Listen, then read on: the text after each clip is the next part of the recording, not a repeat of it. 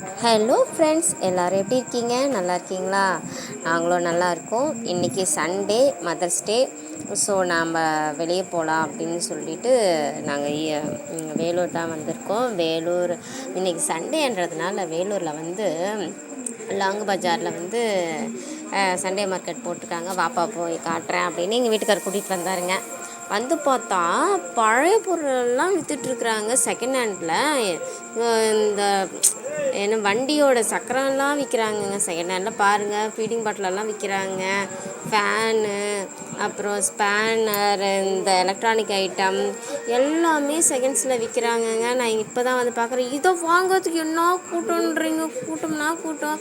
அந்த நிறைய பொருட்கள் இருக்கிற கடையில் நிறைய கூட்டமாக இருந்துச்சு. என்னால் வீடியோ எடுக்க முடியல. அதனால் இந்த கூட்டம் இல்லாத கடையை மட்டும் தான் நான் வீடியோ எடுத்திருக்கேன்.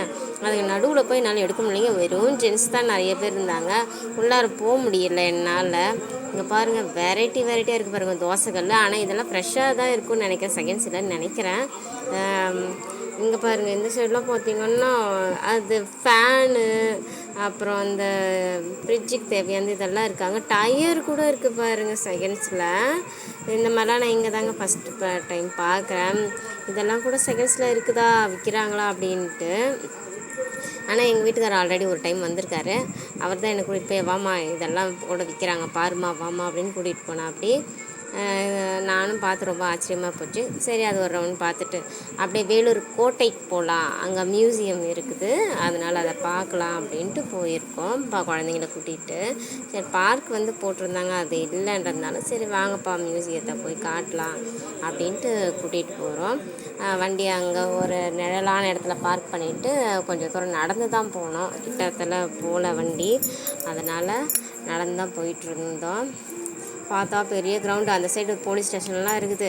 இங்கே வந்து இந்த ட்ரைனிங்கெல்லாம் எடுக்கிற இடம்னு நினைக்கிறேன் அது.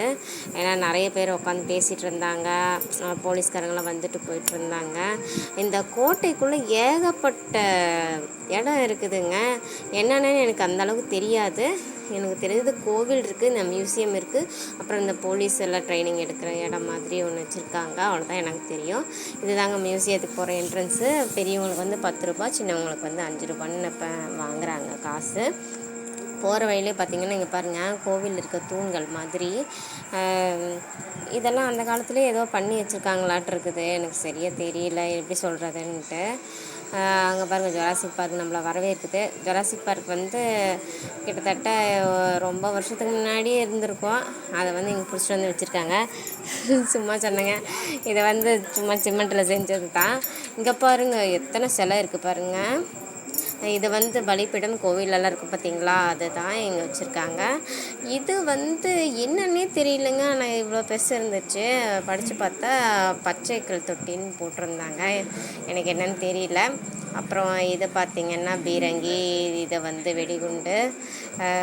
இங்கே நாங்கள் வேடிக்கை தான் பார்க்க வந்திருக்கோம், பட் ரியலாகவே நடந்துகிட்ருக்குது. நினைக்கும் போது கஷ்டமாக இருக்குது. இதுதாங்க என்ட்ரன்ஸு. உள்ளெல்லாம் அலோடு கிடையாதுன்னு சொல்லிட்டாங்க. ஃபோனு கணேசன் நம்மளை வரவேற்கிறாரு. அவ்வளோதான், என்ட்ரன்ஸ் மட்டும் தான் என்னால் காட்ட முடிஞ்சது. ஆனால் உள்ளே சூப்பராக இருந்தது. நிறைய வெரைட்டிஸ் இருந்தது பார்க்குறதுக்கு. யாருக்காவது டைம் கிடைச்சா இந்த வேலூர் கோட்டைக்குள்ளே இருக்கிற மியூசியத்துக்கு வந்து ஒரு முறை பாருங்கள், எல்லாருக்கும் காட்டுங்க. இத்தனை சிலைகள் இருக்கா, அந்த காலத்தில் யூஸ் பண்ண வாள், அந்த காலத்தில் யூஸ் பண்ண நோட்டு, அப்புறம் என்னென்ன விலங்குகள் இருக்குது, என்னென்ன மாதிரியான நவரத்னம் இருக்குது, என்னென்ன மாதிரியான கல் இருக்குது அப்படின்னு நிறைய இருக்குது. அவ்வளோதாங்க, நாங்கள் பார்த்துட்டு வெளியே கிளம்பிட்டோம். வெளியே கிளம்பிட்டு குழந்தைங்களுக்கு கொஞ்சம் விளையாடணும். என்னம்மா தூரி கூட இல்லையா அப்படின்னு கேட்டால் பாப்பா. சரி வாம்மா, பக்கத்தில் வேறு எதாவது பார்க் இருந்தால் கூட்டிகிட்டு போகிறேன் அப்படின்னு போனால் அங்கேயுமே குழந்தைக்கு ஏற்ற மாதிரி எதுவும் விளையாடுற மாதிரி எதுவுமே இல்லை. சரின்ட்டு புகழ்ராஜ், நீயே போய் பாப்பா கூட விளையாடு கொஞ்ச நேரம் அப்படின்னு சொல்லிட்டு புகழ்ராஜை தான் அவள் கூட ஓடி பிடிச்சி விளையாட சொல்லியிருந்தோம். அப்போ தான் எங்கள் வீட்டுக்கார் ஃபோனில் தான் இந்த வீடியோ எடுத்தேன். சரி, அந்த ஸ்லோ மோஷனில் போட்டால் நல்லா இருக்குமே அப்படின்றதுனால அந்த கீழே ஒரு காகித பூ கிடந்துருச்சுங்களா, அது தூக்கி போடுங்கப்பா நல்லா இருக்கான்னு பார்க்கலான்ட்டு போட்டு பார்த்தோம். சூப்பராக தான் இருந்தது. சரி, அங்கே கொஞ்சம் நேரம் உட்காந்துட்டு எங்கள் வீட்டுக்கு ஸ்நாக்ஸ் கூட வாங்கி தர மாட்டேங்கிறாருங்க இந்த மாதிரி இடத்துக்கு போனால். சரி, நம்மளுக்கு பசி வர எடுத்துக்கிச்சா, சரி போதண்டா வாங்கடா அப்படின்ட்டு இந்த பார்க்கை விட்டு வெளியே வந்துட்டு கொஞ்சம் தூரம் வந்தோம். ஒரு கடையில் பார்த்தா நான் வேறு சைவமா சைவத்தில் ஒன்றுமே இல்லை. இன்றைக்கி சண்டேன்றதுனால எல்லா பக்கமும் பிரியாணியாக தான் போடுறாங்க தவிர சைவமே கிடைக்கல. ஒரு வழியாக தேடி கண்டுபிடிச்சி இந்த தொரப்பாடி கொஞ்சம் தூரம் வந்தோன்னா ஒரு நந்தினின்ற ஒரு ரெஸ்டாரண்ட் இருக்குது. அந்த இடத்துல இருந்ததுங்க மீல்ஸு. லிமிட்டட் மீல்ஸ் தான், ஆனால் 80 ரூபா சார்ஜ் பண்ணாங்க. சாம்பார், புளிக்குழம்பு, ரசம், மோர், அப்பளம், அவ்வளோதான். முடிச்சுட்டு நாங்கள் கிளம்பிட்டோம் வீட்டுக்கு. அவ்வளோதான், பாய்.